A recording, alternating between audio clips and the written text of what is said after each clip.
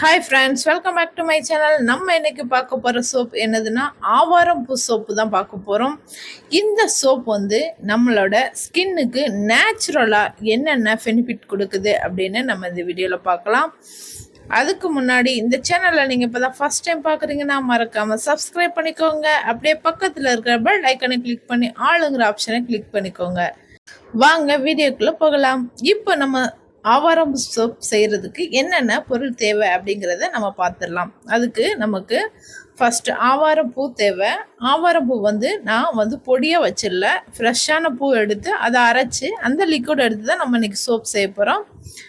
அதுக்கப்புறமா glycerin soap base வந்து ஒரு 150 கிராம் எடுத்திருக்கேன். அதுக்கப்புறமா வாசனைக்காக ஃப்ராக்ரன்ஸ் எடுத்திருக்கேன். அதுக்கப்புறமா இதில் விட்டமின் இ கேப்சூல் வந்து ஒன்று ஆட் பண்ண போகிறேன். அந்த கேப்சூல் ஒன்று எடுத்து வச்சிருக்கிறேன். இப்போது நம்ம ஆவாரம் பூ வந்து கொஞ்சம் எடுத்து அதை நல்லா வாஷ் பண்ணிவிட்டு நம்ம மிக்சி ஜாரில் போட்டு அரைச்சி எடுத்துக்கலாம். இப்போ மிக்சி ஜாரில் அரைக்கும் போது உங்களுக்கு வந்து பேஸ்ட்டாக வரலை அப்படின்னா நீங்கள் வந்து கொஞ்சம் தண்ணி ஆட் பண்ணிக்கலாம், இல்லைன்னா ரோஸ் வாட்டர் ஆட் பண்ணிக்கலாம். நீங்கள் தண்ணி ஆட் பண்ணுற மாதிரி இருந்தால் உங்கள் ஆரோ வாட்டர் மட்டும்தான் ஆட் பண்ணணும். இப்போது நான் அரைச்சி நல்லா பேஸ்ட்டாக எடுத்து வச்சுக்கிட்டேன். இப்போ வந்து கிளிசரின் சோப் பேஸ்ட் வந்து நம்ம பாராக இருக்கிறதுனால நான் வந்து இப்போ அதை குட்டி குட்டியாக கட் பண்ணி எடுத்துக்கிறேன். உங்ககிட்ட கிளிசரின் சோப் பேஸ் இல்லை அப்படின்னா நீங்கள் பியர் சோப்புக்குள்ளே கூட இந்த மாதிரி செய்யலாம்.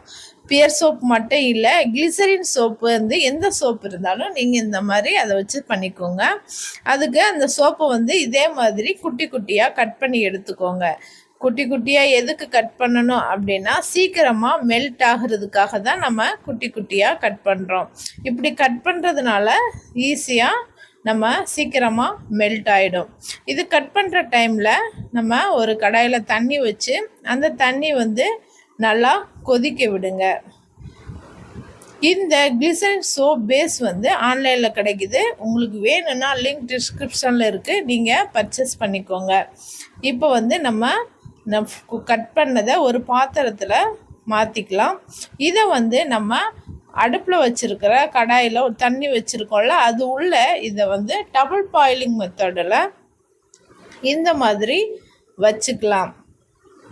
நம்ம ஸ்ட்ரெயிட்டாக வந்து அடுப்பில் வச்சு இதை ஹீட் பண்ணக்கூடாது. டபுள் பாயிலிங் மெத்தடில் தான் வச்சு நம்ம ஹீட் பண்ணணும். அடுப்பில் வச்ச உடனேயே அது உடனே மெல்ட் ஆக ஆரம்பிச்சிடும். நீங்கள் அதை கொஞ்சம் லைட்டாக கிண்டி விடுங்க. இப்போ வந்து நல்லாவே மெல்ட் ஆகிடுச்சு.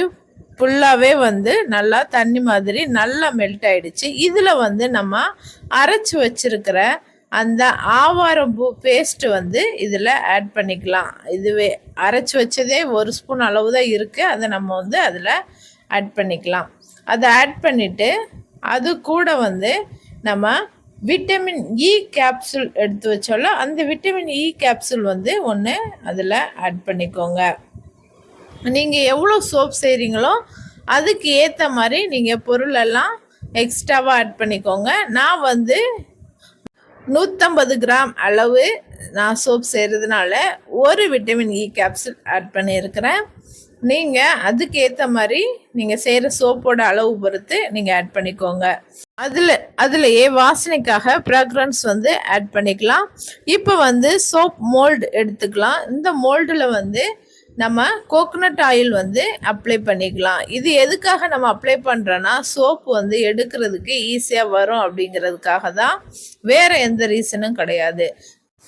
இதை வந்து நல்லா தேங்காய் எண்ணெய் அப்ளை பண்ணி எடுத்ததுக்கு அப்புறமா இது வந்து நம்ம சோப் ஊற்றுனதுக்கப்புறம் தூக்குனா வந்து கண்டிப்பாக இது வளைஞ்சிக்கும். நம்ம எடுத்து வேறு இடத்துல வைக்க முடியாது. அதனால் வந்து இதை வந்து நம்ம ஒரு தட்டில் வச்சுக்கலாம். இப்படி வைக்கிறதுனால நம்ம ஈஸியாக தூக்கி வேறு இடத்துல வச்சுக்க முடியும். இப்போ வந்து இதில் வந்து நம்ம ரெடி பண்ணி வச்சுருக்கிற சோப்பை இதில் ஊற்றிடலாம். இதை ஒரு 5 to 6 hour வந்து அப்படியே வச்சுடுங்க. இல்லைன்னா ஃப்ரீசரில் ஒரு 1 hour வச்சு எடுத்துக்கோங்க. நான் ஃப்ரீசரில் தான் வச்சு எடுக்க போகிறேன். இந்த ஆவாரம் பூ சோப்பு வந்து நம்மளோட சர்ம நிறத்தை வந்து அதிகரிக்க உதவுது. அது மட்டும் இல்லாமல் சர்ம வறட்சியை போக்குறதுக்கும் இந்த ஆவாரம் பூ சோப்பு வந்து ஹெல்ப் பண்ணுது.